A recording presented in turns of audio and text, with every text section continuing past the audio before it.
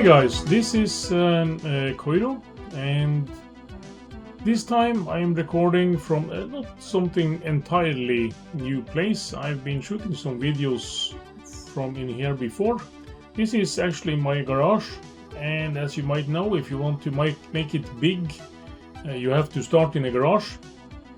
And this garage is attached direct to my living room, and the reason why I'm recording from here, and also the reason why I haven't recorded in a while. You can actually see this behind me here, these crutches.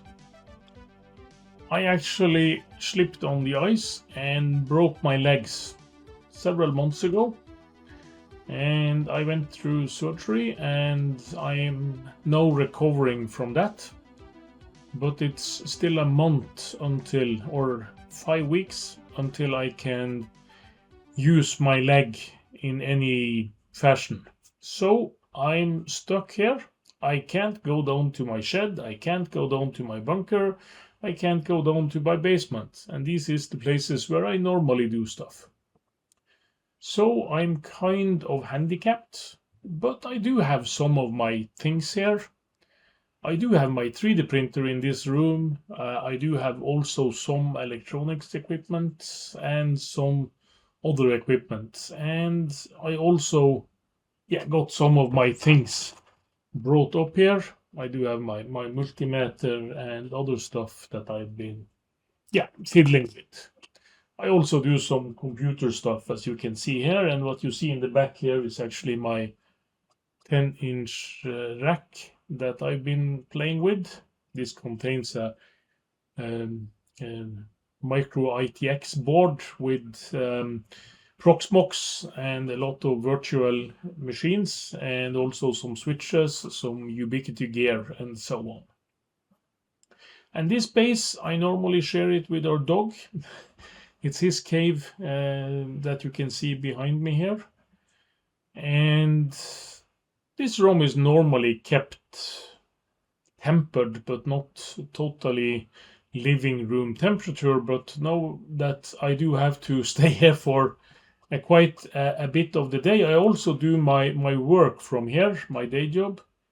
So I keep this tempered, about 22 degrees something as of now. And you can see the garage door right behind me. I can show you some pictures from how it looks outside, maybe from my camps. I can just pick it in and show it here as a clip. As you can see, it's snowy, but today it has been raining, and you can see both from the back of my house and from the front of my house here. And from the front of my house you have actually seen some clips before. But what I'm going to talk about today is, I don't have many of my old computers here. I do have some stuff. So we actually bought some stuff out of Aliexpress that I'm going to tinker with, some soldering projects and stuff. And I do also have a better lighting situation in here, but as of now, when I'm filming, the top lights that I have here in the ceiling, they are very flickery when I try to film them.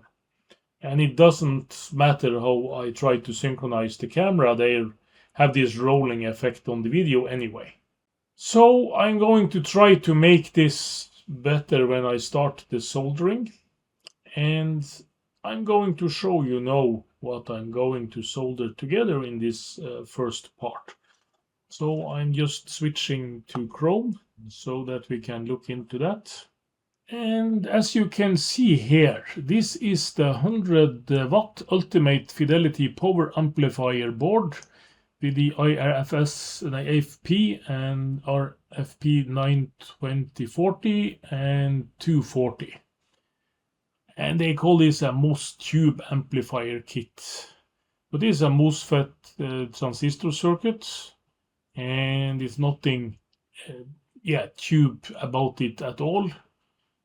I have not read many reviews of this, but it is a common design, and all the components should be in a bag.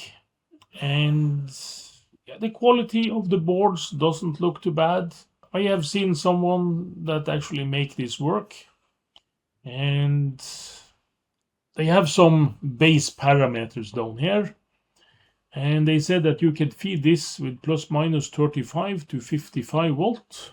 I'm going to try to make this plus minus 35 something volt power supply.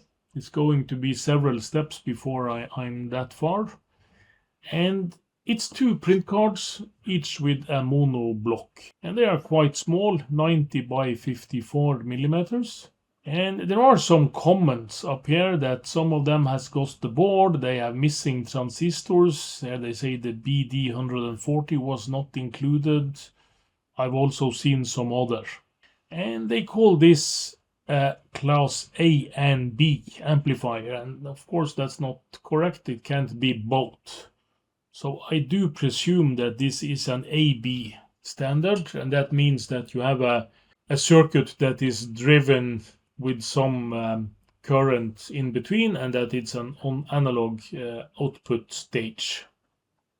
So class A is normally one transistor that is driven to its flat part of the curve on the amplifier, and AB is that you have 2 overlapping transistors where you have the crossover compensated by driving some current through them.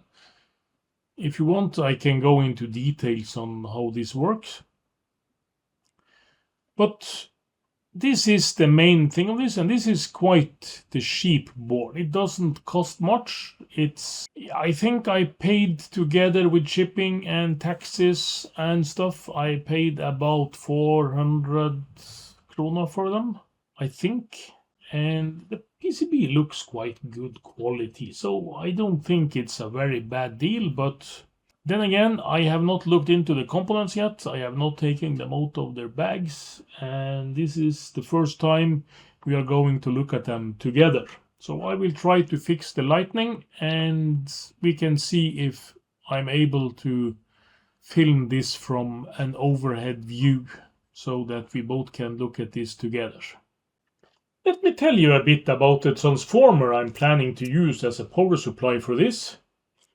This is a transformer that I got a while back. It was with some old electronic stuff, and it did have a label on the front here that tell me that it was manufactured by some company called ILP, and it also had a type here on 41016. And this looks old and crusty. It has been used, but it has been used for some experimental purpose, because this is not... Yeah, it has not been very warm. You can see and you can smell on this kind of electronics if it has been warm. And this has barely been used.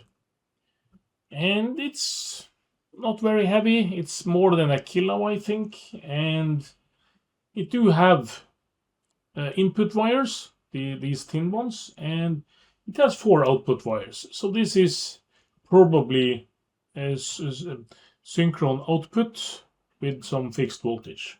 And I didn't know what this was, but then I found this, and let me show you. This is something I found on the internet, and it's a very old document. I do like the kind of aura this gives up. It looks like old parchment. And it's written in Deutsch, I think, Netherlands. And it tells us some gibberish here. I can't translate this. But then I was looking at this, and here is our transformer. The 4.0. It's the, I can try to mark it out here. The 4.016, this one. And it says here it's 2 times 25 volt, and this is 120 volt amp, and they say that it's 1.2 kilos, and that is about right, and the measurement is 90 by 40. So this is definitely our transformer, and 2.25 volts. And if I look further down here, I see there are some markings here about this. They say that it can be a 2 times 110, but this is clearly not, because it only has one winding on the primary side. And if we read down here, I was a bit wary about what voltage this should take. But in the markings here, and it was noted here, they do state that this is about 220 volt. So if this is made for 220 volt and is going to give us 2.25 volts, I can show you that and measure this out. You take the voltage, 25 times. Adobe, you are not helping me now. I'm going to take off this marker and try to use the drawing tool instead. And it's 1.41, or it's the square of 2 that you're taking and make this up with, and that is 35 volts. So under ideal circumstances, you will have 35 volt, but then you are losing something in the rectifier bridge. But this is made with 220 volts, and the market voltage in Norway is 230.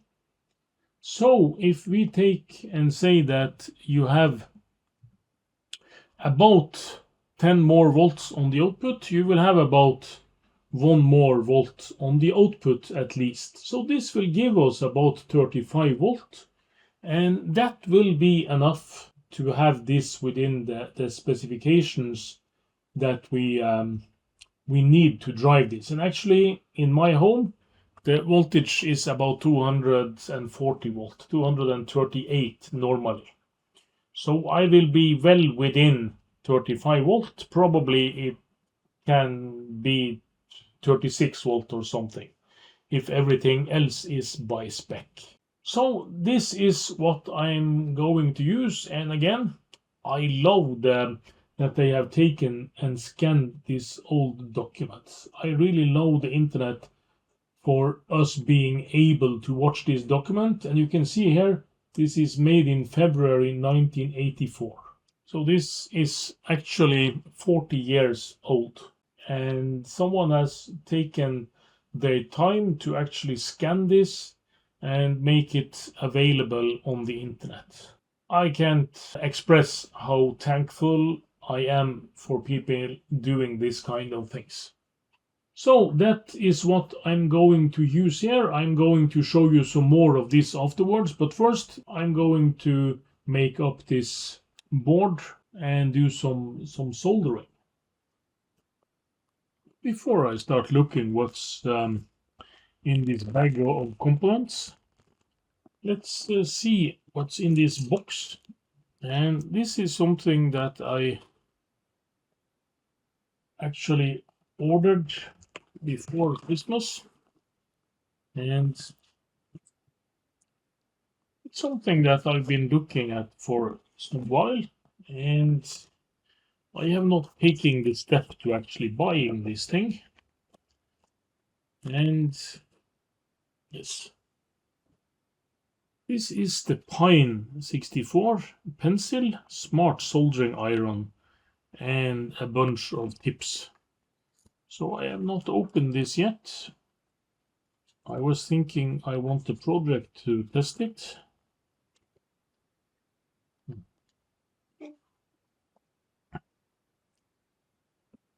And this is connected with USB. And you also have another jack. And you also have the tip. Quite a small one. I wonder if this is supposed to be locked. Maybe this was.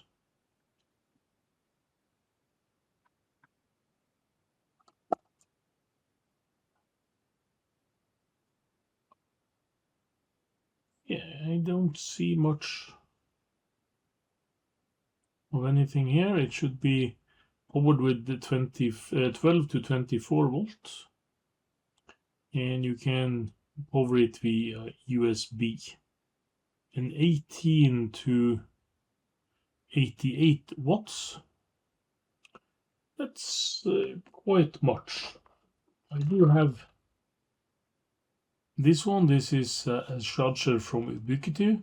This is just 15 watt, I think. So I probably want to power this via a PC kind of power supply. So I will look into that. And I also here have, this is a standard set of tips for this.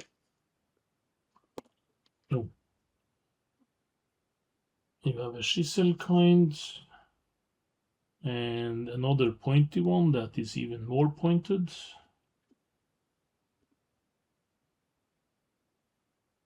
And this is another kind of chisel one with this pointed tip. This is actually very similar to the one I'm using on my old Weller.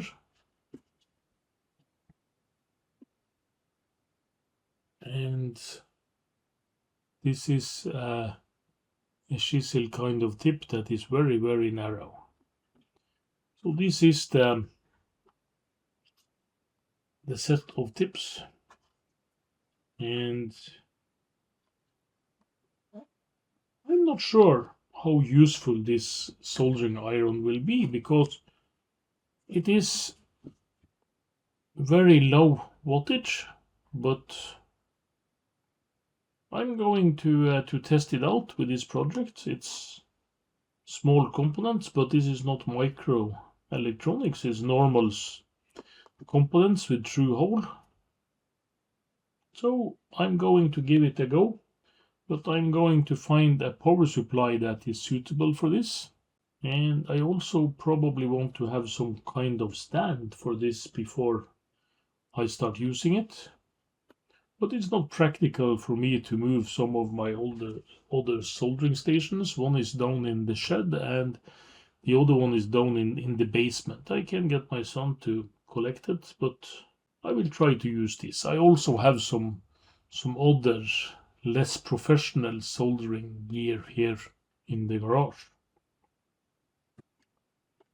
So what about the components? All the components that should be used is marked on this board with there are some Chinese markings here, but I do think that's for the board, it's not for some components.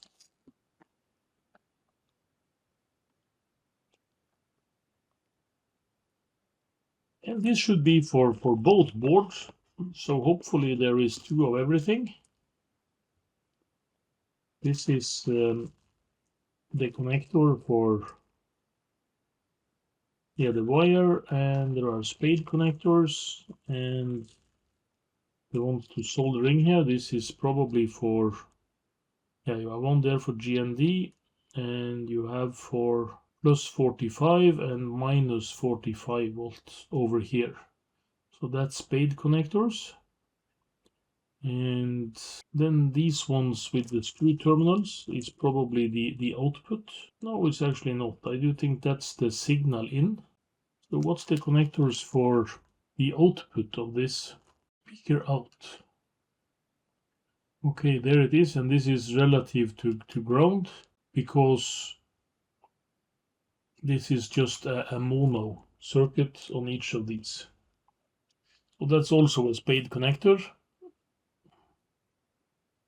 And this is the package with transistors. We do get some users telling us that they was missing the BD140 in one of these kits.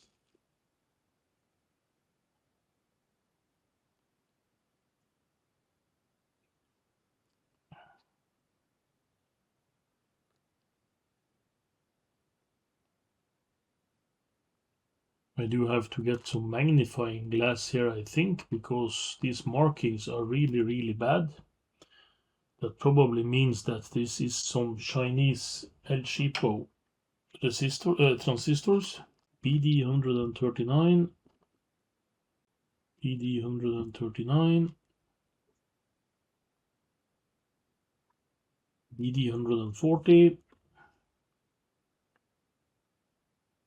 PD139, PD140, and the last one should be 139 then. Yes. And this is the output, guys, and this is some small signal ones, BC546, BKA92,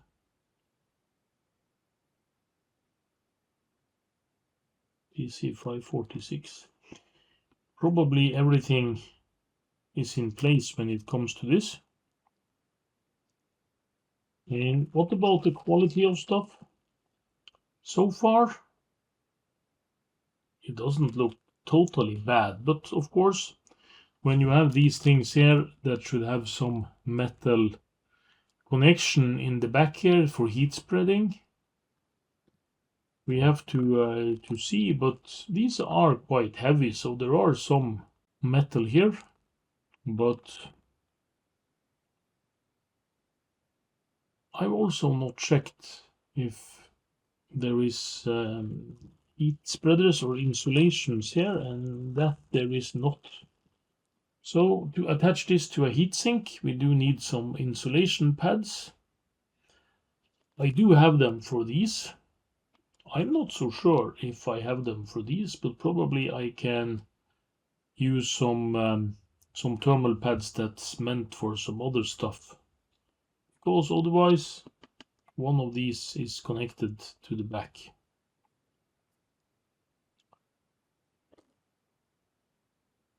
So, in reality, we can just start laying out components and connecting and putting everything in place. The quality of the capacitors and stuff, we are just going to use what we have here, and we are going to check things out afterwards. But of course, we need some rather larger capacitors for our main power supply. So let's see how we deal with that afterwards. Yeah, I just connected this up to a PC power supply and hit the plus button, and it's heating up very fast. It's now on 320 degrees Celsius. And I don't know if you can see the display at all. I'm not sure how this is used. I probably should have read some instructions or something. I do have some soldering wire laying about, so I'm going to test that. I'm going to just unplug this now. We are not clear for doing any soldering yet.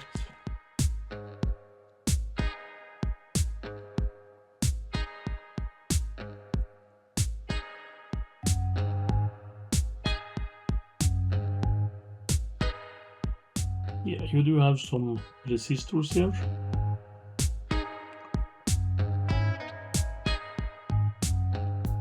And we do have some diodes. I see here that there's this 1N40 and 4148 diodes that is spread around the board, and resistors. And the fastest thing to do is probably just to populate each board at the same time and do the soldering afterwards.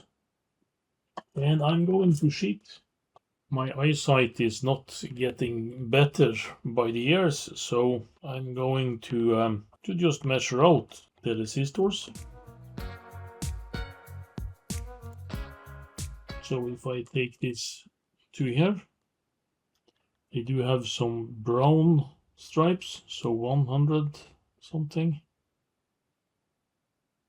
Yeah, 150 ohms, both of these. 150 ohm, it's this one.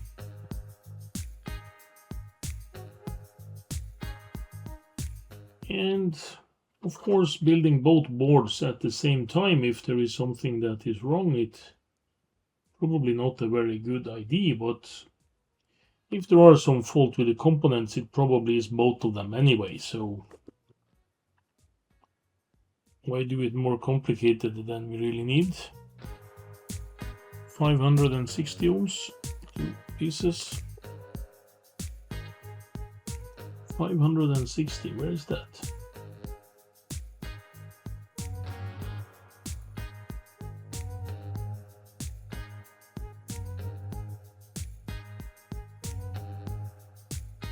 If you are pushing these through the holes without cleaning them, there can be some glue residue that stick in your holes.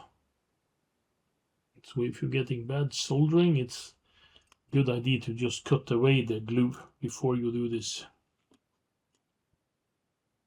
And these are, I can see the difference between red and brown with these lights. Yeah, it was red. These are 20K and 6 of them. Where should we have 6 20Ks? There is one there.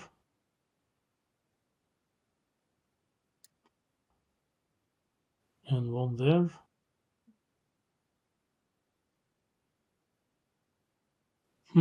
Yeah, and one in the middle. Okay, so every one of these here, it's this one.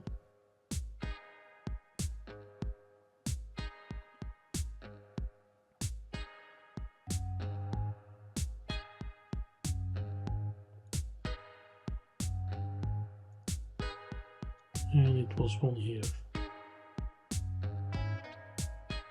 I'm going to stick in the resistors, and then I'm going to solder up and cut the legs. The resistors, even though they are 1/4 of a watt, all of these, they are very, very thin in the legs. They used to be much thicker before, even they was 1/4 of a watt also back then. There are 2 more. 6.7K. What's close to that? I have to measure them again. Maybe I did wrong. 6.68, so 6.7K. Do we have our first fault in the components? I will just put these aside and take the next batch. 220 ohms. And that we should have 3 on each board. I've seen at least 2 of them. That was not a very nice bend. I will do better on the next one. And when you take the smaller components first, it's easier to lay them all flat when you put the board and should do the soldering. Where is the last? 220, it's this one. And the same on the other board. I have built some amps in the past, none by my own design, but I have made some prints, and I also bought some finished stuff that I only have put together, and some cases I bought the prints and got all the components ordered from somewhere else. Yeah, this is the 680 ohms, and we should have 10 of them all together, and it's 5 on each board. Yeah, the challenge with getting these components that I'm missing is that if they are missing and I can't explain to my 14-year-old where they are, I'm going to miss them for several weeks. Because I do think I have most of these components laying about anywhere in my component store, but of course they are not available when I can't go down the stairs. Oh, these resistors, they have really thin legs. There actually are some difference between each of these resistors. These are the thinnest one yet. They're even thinner than the one that I commented on earlier. So they're not all from the same manufacturer, that's for sure. Like so, and I have these left. These are also quite a bunch and they are green, so this is 46 ohm, and it should be 4 of them on each board. Yeah, that can be right. We have 2 down here. And I have 2 more up here.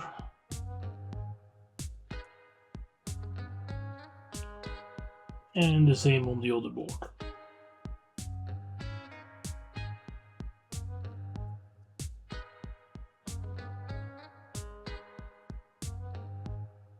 And I also have some thicker resistors.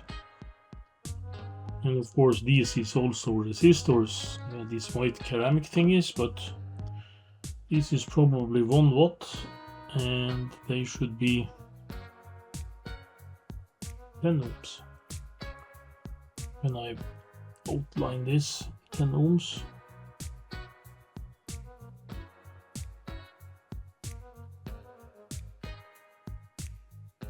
Okay, it has to be these ones, they should be 10 ohms.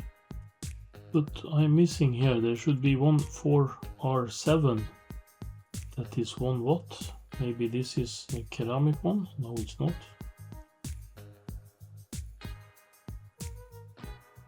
Maybe that was the ones that was faulty. I will check them afterwards again. But these I will double check. These have the old-fashioned way of, so I know these are 10 ohm. And the only 10 ohms that we should have is these larger ones here, and this is not fitting very well for this. So I do think there is some fault in the component. I'm not going to put these in yet. I'm going to check in the schematics what role they have, to check if they need to be this big, or if I can check with the picture to see what's in that place. But I do have some diodes here, and I do have some that's bigger than others. And I do wonder, because here it's stated that we should have some 12 volt Zener diodes. Actually 2 of them on each plinth, and these are the only diodes that is not 4148. So I do think it's these ones. And diodes placed with the bead that way. I'm going to, so I don't break the glass on these ones.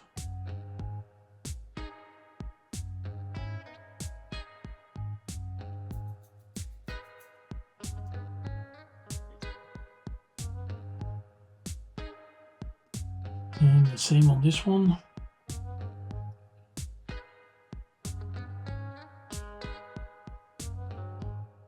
I nearly put it the wrong way. I hope that these diodes are okay. I can't measure 12 volt Zener diodes with this tester. To test a 12 volt Zener diode, you actually have to have something that can open it with 12 volts and limit the current. And I also have these, and these are 1 and 4148. And how many is here? It's 10, so it's 5 for each. No, it's, yeah, it actually is 10. So 5 for each circuit. I'm going to place them in as well before I solder this up. The 1 and 4148 is probably the most famous diode there is. It's the one that always was used for anything that was, and we also used it in logical circuits back when I was in school. I do think they can handle about 100 milliamps of forward current. Yeah, that was all the lowest components on this one, and I just do the diodes on this other one also, and then I will test the soldering iron.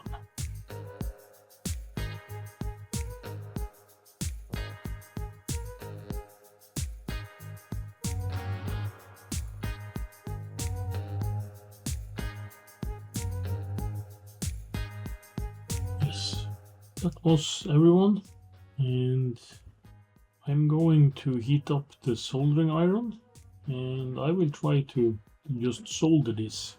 But what we can see, it's missing with resistors. These are 0.22 and they should be there. And we have this 1K that probably should be there. And we are missing 4R7 1 watt and 10 ohms here. And I will check out, it doesn't stand a power rating on these 10 ohms. See what they really need to be. And we have these two. We can measure them again.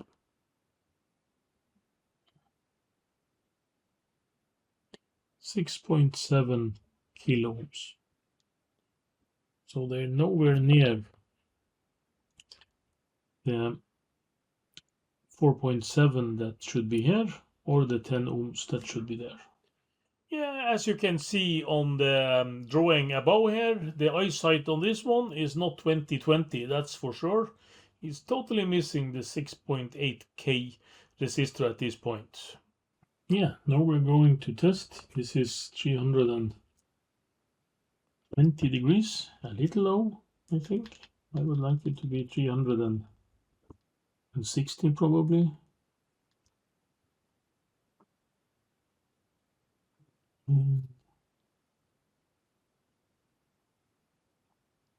This is my my Wurt. No, this is Loctite actually. But it's this looks the same as the Wurt brand, and it's yeah, 60-40 with lead, and very good internal rosin in this.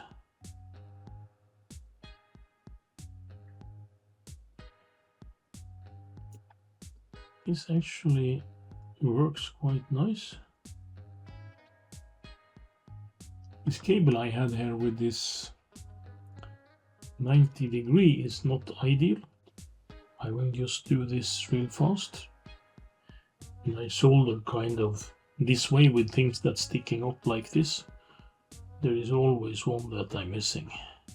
This probably doesn't look very systematic, but I'm soldering them as it's easiest to reach with the angle the board is just placed in. I will take an evaluation after I've cut these pins and look them, take a close-up of these solderings, but so far I think this is working just great. This is my makeshift. I didn't have any other means of protecting this, or by cleaning it for that matter. I will just... This is the cutter that doesn't have this scissor shape both ways. This is not a very high quality thing, but this cuts without disturbing the soldering. All the first force is going upwards and not downwards. If you use old-fashioned side cutter with the... Oh, there was the one I forgot.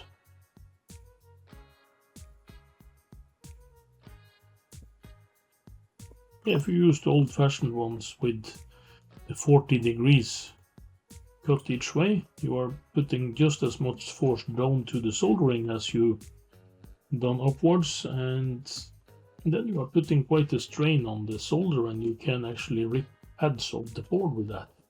Yeah, it's important to not cut too close to the board, so they have to have a small piece sticking up.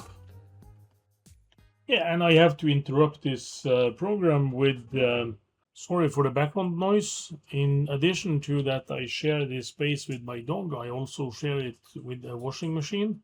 So hopefully it won't make too much noise. But I interrupt this program because this explanation I gave about the cutters, I don't feel that it hit straight like it should. I will just try to give you a better explanation of this. And this is the kind of cutter that you should use on electronics. When you cut with this, all the force is going upwards and it's not going into the solder. if you use a normal side cutter that is meant for thicker wires and not electronics, the force will also go down into the solder, and it will make, yeah, if the solder is kind of weak, it will make vibrations down here.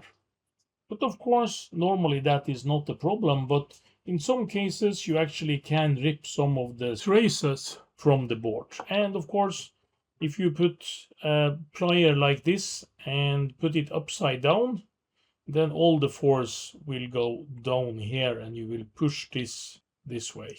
So that is why you should use this kind of pliers.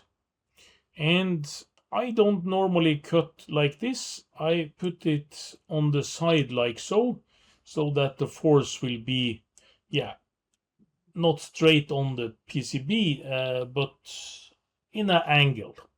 And then it will force this sideways, and it will not be so much strain on this here.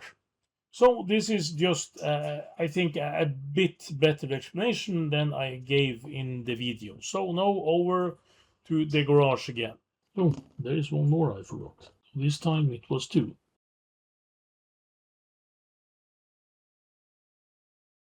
I don't have my photo microscope, but this does not look half bad.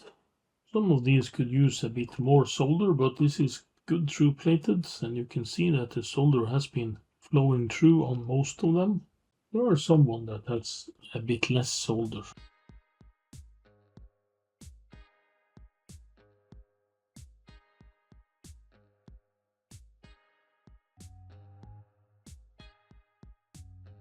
Yeah, it looks good, this one. So I'm just going to solder up this also, and that I'm going to do in high speed.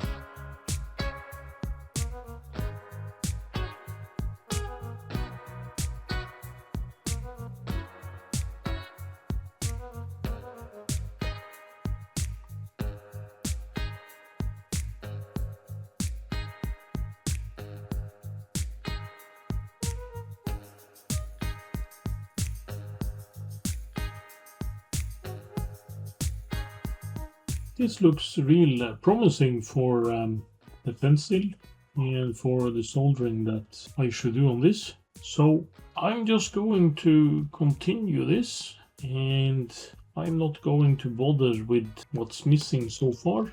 And I'm going to look into the schematics to see on these 10 ohm resistors if they need to be 1 watt resistors. And even though if they need that, I might just bend these so they fit, but we still need these 4.7 ohm 1 watt, and that is something that I don't have, I think. Maybe I have something that's half watt. Oh, 6.8. There is a 6.8. Yeah, and here I realized my mistake from earlier. This is actually the 6.8K resistor, and we're going to mount those two. Yeah, and also about this 10 ohm resistors thingy, there should be one on each side, and we only have 2 of these larger ones. So that's kind of strange.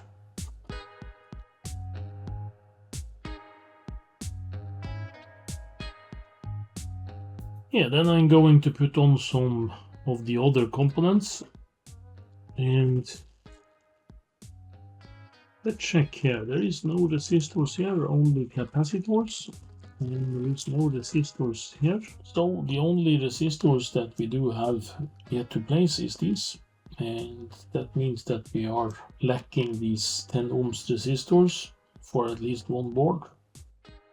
But we must make a complaint to the director, I think, because we are not going to look in the schematics at once. First we are going to look into the capacitor bag. Let's see what's in this goodie baggie.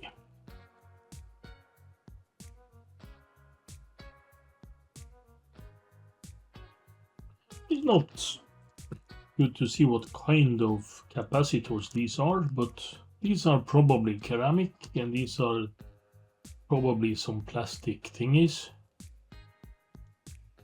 These are of course ceramic. If they have been tantalums, they would have been marked with a plus signal sign somewhere.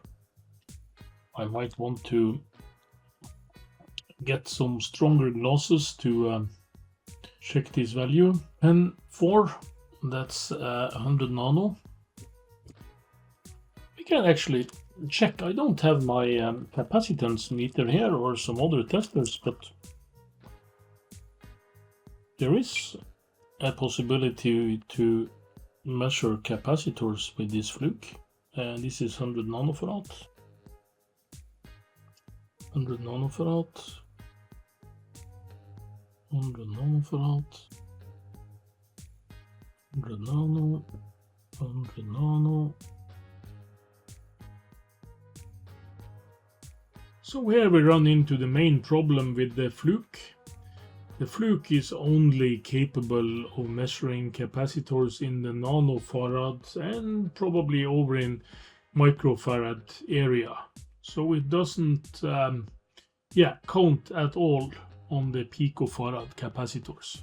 And the 101, that should be a 100 picofarad capacitor. 104, 100 nano. 4 more zeros behind. This is 33. Let's see what we got here. 10 pico, 10 pico. Where should we have something that's 330? This one.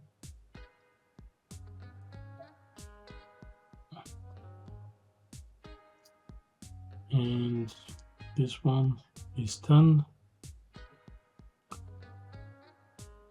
When did I read 10 pico? I saw it here just. There it was. But these are more easy. This is 100 micro, 63 volt. And they are not marked with what should be plus and what should be minus. And that's not something you see often on an electrolytic capacitor. So here we have to be sure. Yeah, and to be sure of this, I have to study the schematics, so I'm going to take a short break from this. First, let's deal with the reality here. I have not soldered anything more on this. I should check out some things on the schematics, and we will do that in a little bit. But I want to point out some things here. This is stated as some 4.7 ohms resistor, and it's missing. And what was in the box was these 10 ohms resistors. And I started looking into things, and I will show you some pictures. Just turn off the cam and turn on maybe like so. And this is the schematics here, and we can see what circuits this 4.7 ohm resistor is. It's an output filter, and this is probably to kill parasitic noise on the output. We will get into that a bit later. First, I want to show you this. This is a picture from the website where we got this circuit. And you can see here, this is clearly not a 4.7 ohm resistor. It has the yellow 4. It has the, oh sorry, you can't see my pointer. I will just try to draw something here and you will see. This is the yellow line, and this is the blue, or not blue but purple. So yellow, purple, black. So this is clearly a 47 ohm resistor. So not 4.7. And you can also see it on this other picture, that's the same circuit from the other side. But when you discover further on the web, this is the same circuit. I will just make this a bit bigger. This is the same circuit, but here you can see the only difference I have spotted on the PCB is that this has an extra ground pin here together with this, so you don't have to connect both the power supply and the loudspeaker output to the same ground pin here. They are of course connected on the back, but what I want to show you is this. So if the markings here are right, this is a 10 ohm resistor, brown, black, black. The old 3-ring systems, and the 4th ring is tolerant. And this down here is actually, I'm a bit in doubt of, but it might be a 100 ohm resistor. The 4th ring is a bit weak, and this is the 4-ring system, so I'm not clear, but it's either 10 or 100 ohm, but the PCB clearly shows 4.7 ohms in this position. I will just make a pen out of this, it's easier, and maybe a different color, like so. Fc is the resonance frequency of a circuit, and this is 2 times P times R.C over 1 over 1 divided with this. And when we put in the values, we get that this is 338 kilohertz. So this is a filter to avoid oscillations on the output, but maybe they have discovered that this oscillation frequency is lower and they want to limit the bandwidth of the output. And let's see what happens when you put in a resistor that's twice as big, and you can see that if this number is twice as big and you divide it by 1, it will be half the frequency. So what they have done, if you put in a 10 ohm resistor here, is that they have lowered the output cut-off frequency in half to about 160 kilohertz for this formula. And this is, of course, not exact, because what you really have here is a frequency that drops like so. So this point is where it has dropped minus 3 decibel. So I think the 10 ohm resistors should be used here. So that we have. So what are we missing then? And this is probably a picking error, because they have replaced and thought they already had put in the 10 ohm resistors. But we was also lacking these ones. This is the 10 ohm resistors that should go into the circuit. And I aborted the resistor yesterday because I didn't know how big they was. But if we see on this, you can clearly see that they are pretty small, and you can also see the same down on this circuit that's a bit different. And if we look here, what are they used for, these 10 ohm resistors? But what about the example we saw, the PCB with the 100 ohm resistor? It will actually have a cutoff frequency of 16 kilohertz. So that's nowhere near a hi-fi amplifier. But of course it will work, and who knows, maybe someone has built it with 100 ohms. But back to finding our 10 ohm resistors in the circuit. They are here on the input line for the circuit in front here. And what they do, I'm not sure, but they probably stand here as some kind of filter. And this was what was made me believe that these should be bigger, because they will have all the power draw that is going into this. But of course, this is not much power. This is only the voltage amplifier circuit. The power is amplified out here. I will draw it, it's much easier. This is a terrible drawing, but this is also where the voltage is amplified. So there is not much current going here, but of course there will be some voltage drop over these resistors. So the current is passing through here when you are driving the loudspeaker. And when I say here, it's this way the current is going, and that is not passing through this resistor. So that is what I think is going on here.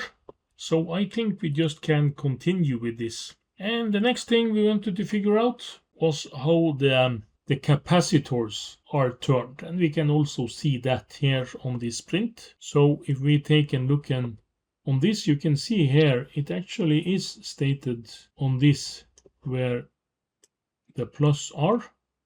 It's also stated on this one, but it's missing on this and this. The other one have the marking. So if we take a look down here, this is the way our minuses should point. So this is plus, this is plus, this is plus, this is plus, and this is plus. So then we are ready to continue to place out the components and start soldering again. So if I change my source here, do like so, I'm ready to put in some more stuff, and that is this one. It should be like so. But of course we are missing the 10 ohm resistors, and I don't think it matters much if they are smaller than 10 ohms. If they are bigger, I think they will limit the voltage, and as we are using the lower limit of the voltage here, I don't think it's wise to put in something that is bigger, but it might be wise to put in a resistor that is a bit smaller than this. But that we will have to see when we start testing. And also we can take these capacitors. This is 100 nanofarad, 63 volts, and should have the minus pointed outward like so. And again 100, and the minus pointed out like, no, this is that could be a boom. Check that this is 100 like so. Yes, I have not been thinking of measuring out how good these capacitors are. Of course, Chinese capacitors don't have the best reputation, but I do think they are mostly working as they should, but they are not lasting as long as they should. At least that's what I'm gambling here. And this is the 1000 microfarad, like so, and the 1000 microfarad, like so. And we have the smaller ones, and these should be 47 and 63 volts.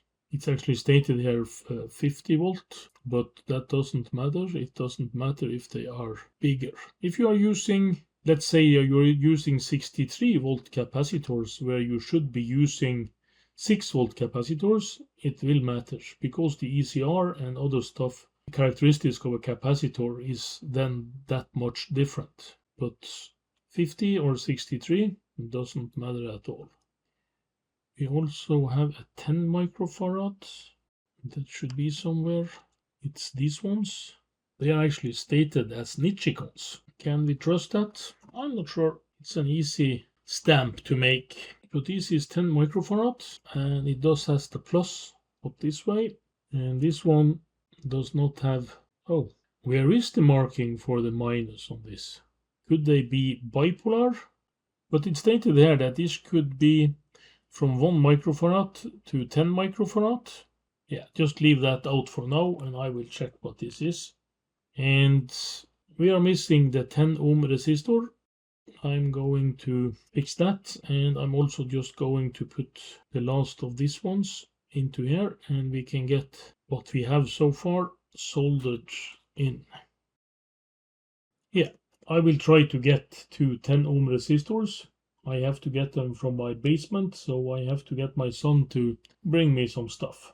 Yeah, I got my boy to bring my spare part of resistors. This is not my main stash. This is the one I use to fill up when things are getting empty. But here I get my 10 ohm resistors. And I'm just going to place these, and I'm going to start soldering.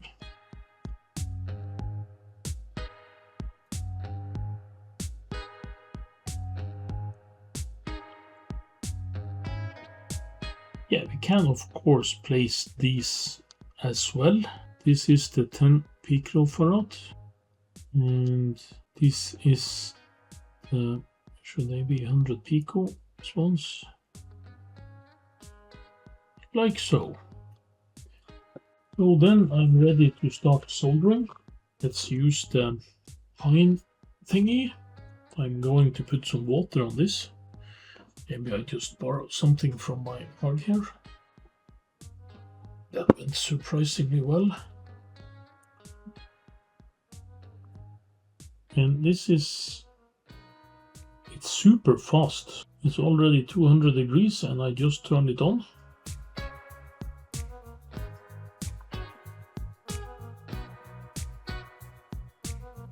Yeah, so let's just solder this real fast. Many people like to cut the legs of the components as they go, and sometimes it's better, but when I actually can do without, I'm doing that.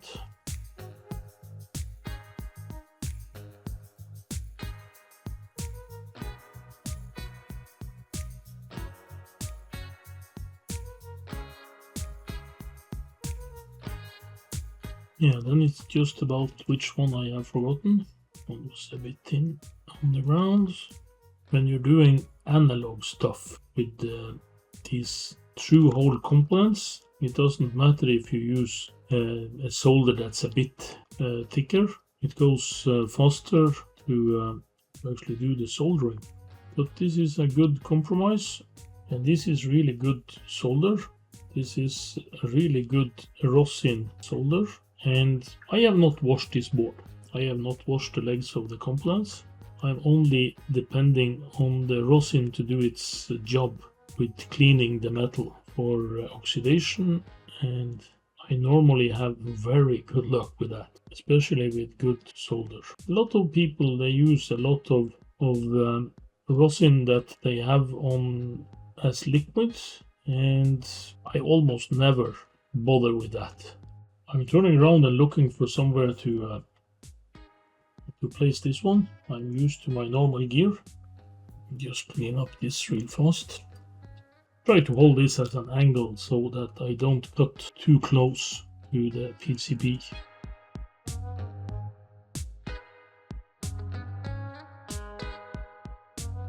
And here was the one I forgot.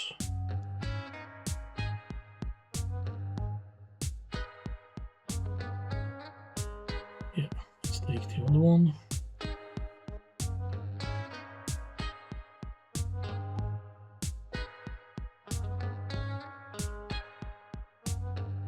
Yeah, I do have some of these that I would not have had to reheat them again with my weller, but clearly in some cases with this one it can be a bit too fast. I don't think any of these would have shown up as cold joints, but they're not the perfect shape, so I'm rather reheating them than to have trouble afterwards.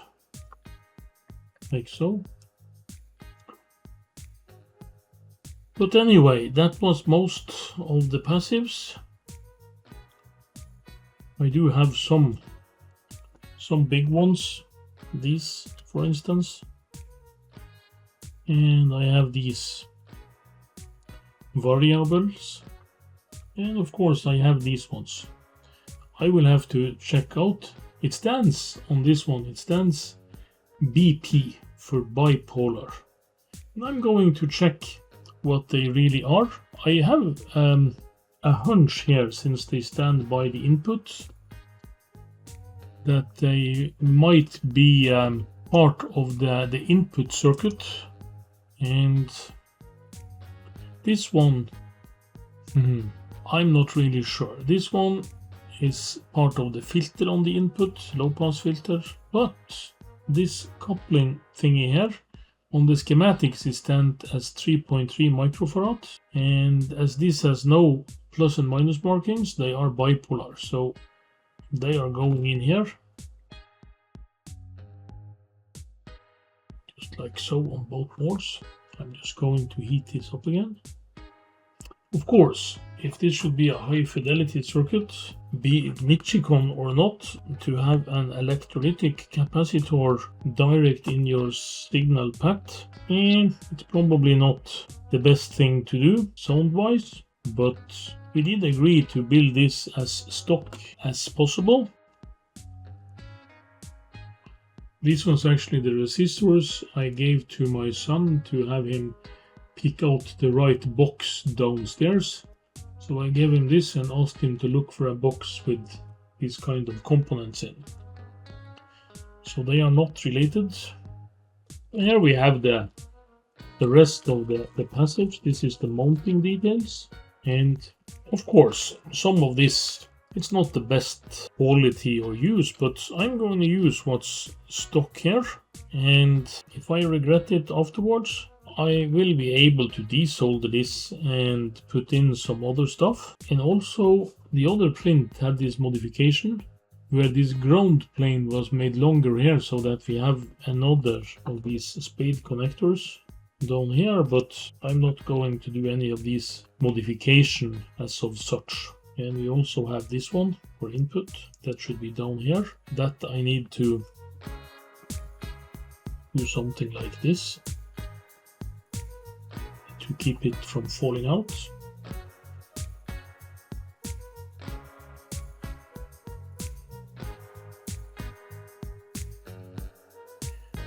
Now we will put this small tiny soldering iron through its test. But that was actually not bad. That went really well to be this much metal. Let's test on these spades.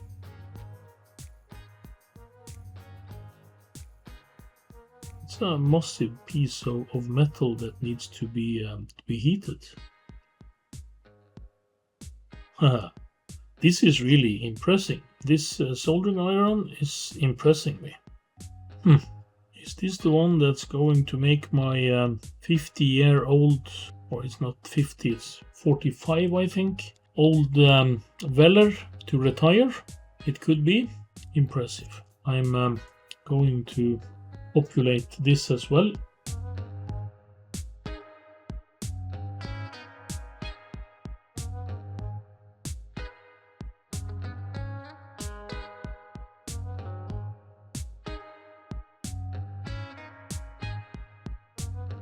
On the first one, this was really nice and stayed in here, but this time one of them followed completely and this one was halfway out.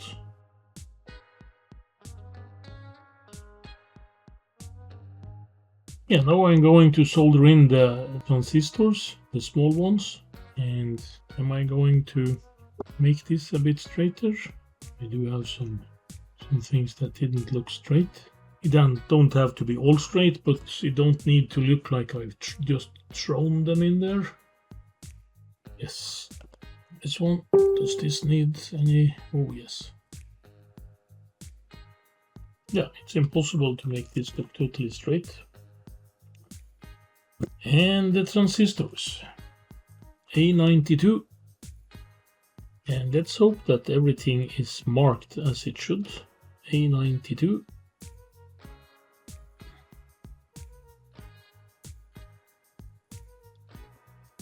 And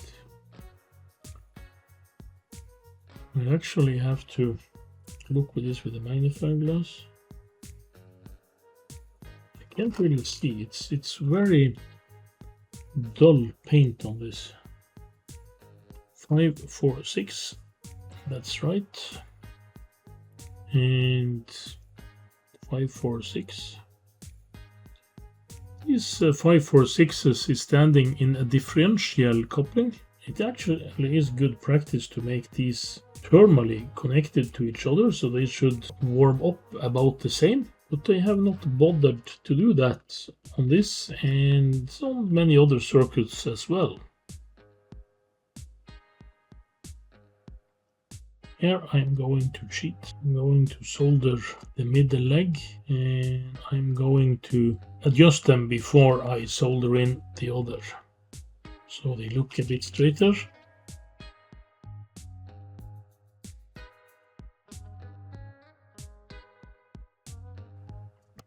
was this one, and it was this one as well. This one was a 92. The rest of these had a bit better print, and this one was quite readable, so I picked the worst one. And I'm going to do the same. I'm going to solder the middle one and straighten them out.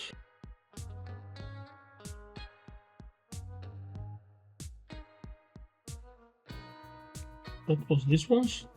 Just tidy up.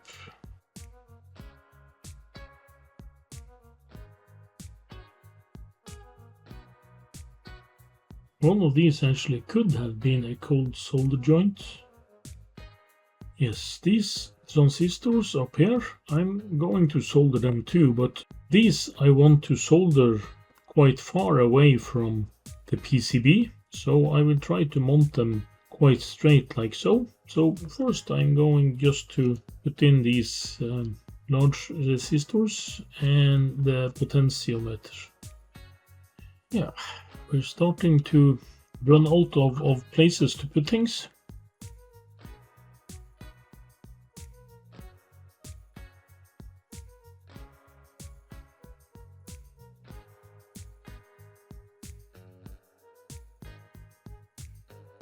This one was getting warm. I should have placed them a bit above the circuit board. That's good practice, but I'm not planning to make anything of these hot. Put the potentiometer the same way.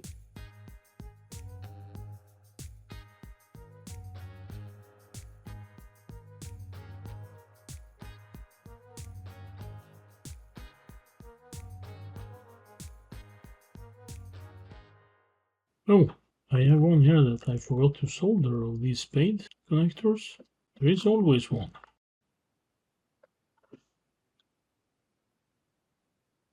Yeah, so that's the whole board except the transistors.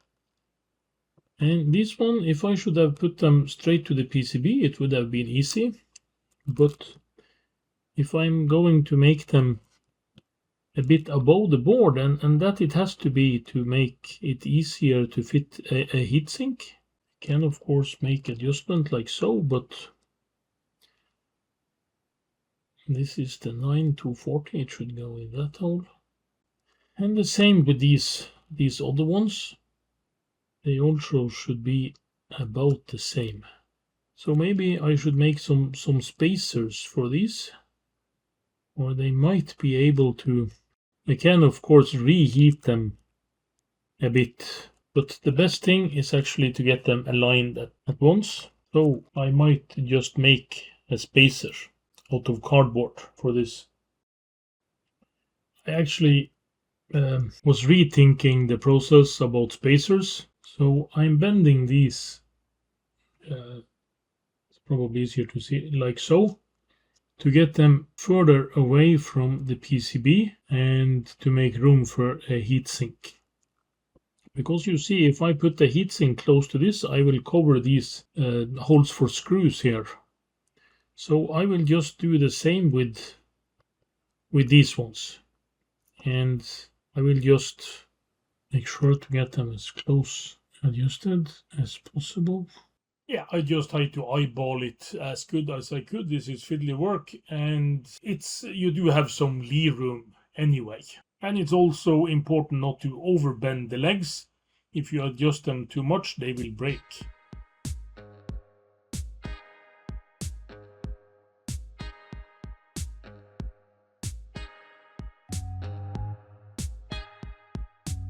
I will have some wiggle room. I can reheat these ones when I attach the heatsink.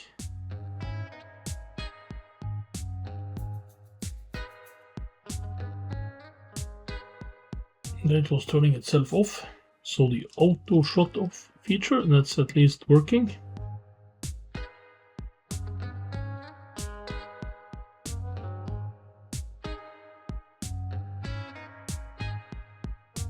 This would have been simpler, of course, if I had the heatsink and actually had done the mechanical mounting first.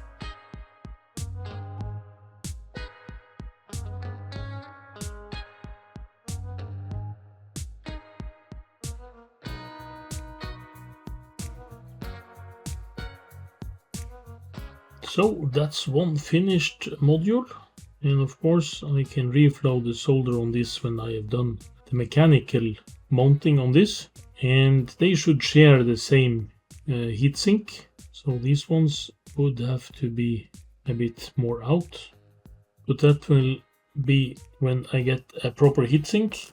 Now I will just do the same bending and do the same all over again on the other one.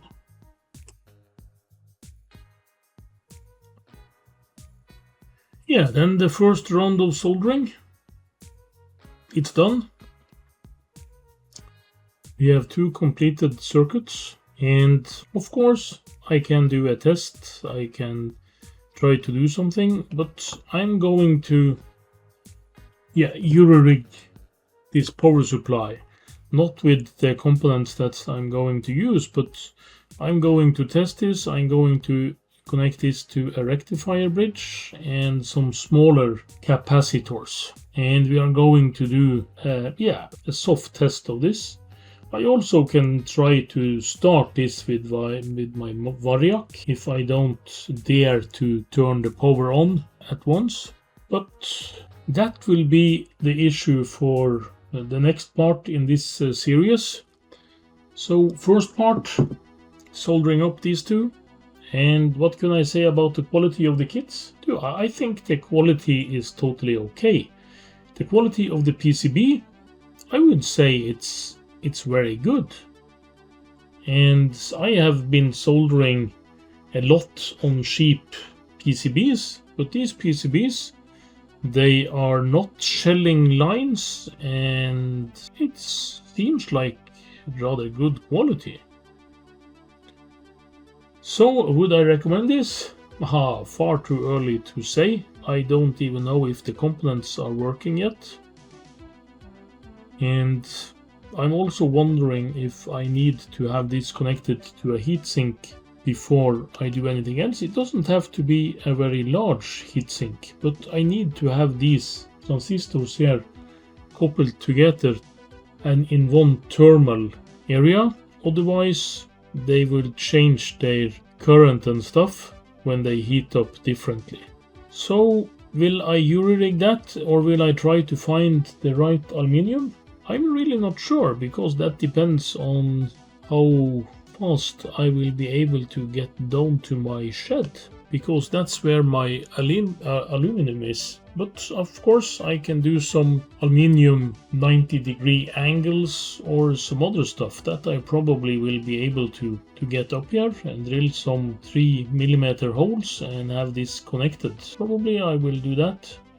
I need to have the silicone washers for this one. This one I can use normal 220 heat pads, but for these ones I might be able to rig something.